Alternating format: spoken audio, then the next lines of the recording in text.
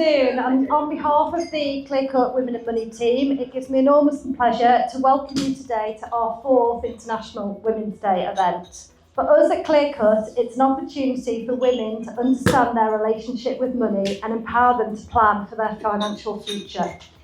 We're a team that understand and appreciate the hurdles that are specific to our gender, and our aim is to provide 3 things: openness and a friendly environment, more education to understand issues women face with their finances, and a tailored personalised service. I'm going to sit down now. We're going to have some coffee, tea, cakes, afternoon tea, and Ellen is going to join us in about 15 minutes. Thank you.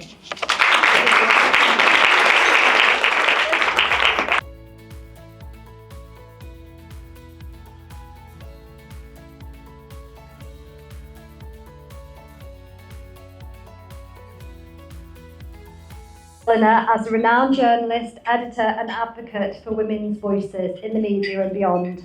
She's the founder of Noon, a platform dedicated to empowering women in midlife, helping them navigate career shifts, financial independence and life's next chapter with confidence and purpose.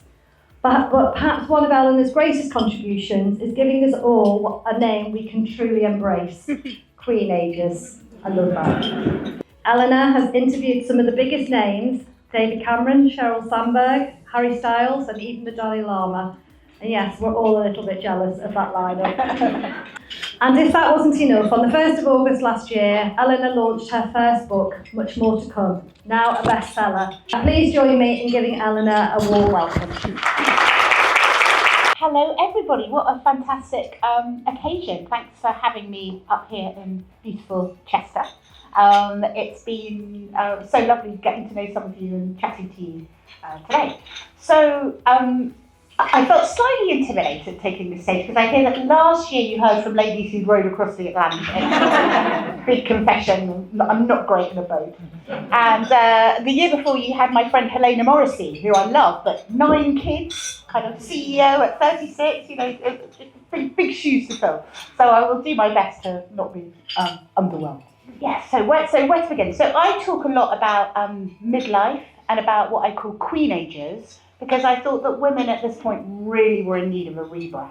So I set up Noon to try and kind of tackle some of that and to challenge some of those assumptions about who we were and kind of really what women are for as they age, and to try and tell a different story, to create a different map of what might be possible for women 50 plus, because actually I think that we come into our prime in our 50s. I'm having more fun now than I've ever had in my life, and when I see around the women around me, I think that that's true.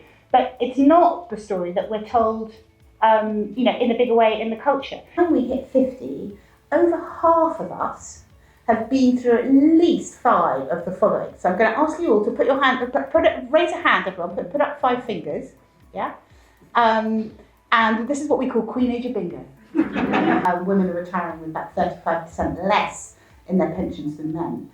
And we only started looking at that, the first UK Parliament figures on gender pension gap only came in about last year. I mean, it's really kind of staggering that nobody's been thinking about this. With only 16% of financial advisors being female, there's a massive opportunity there if 60% of the wealth is going to be in women's hands. I mean, we're at the beginning of a massive kind of demographic quake.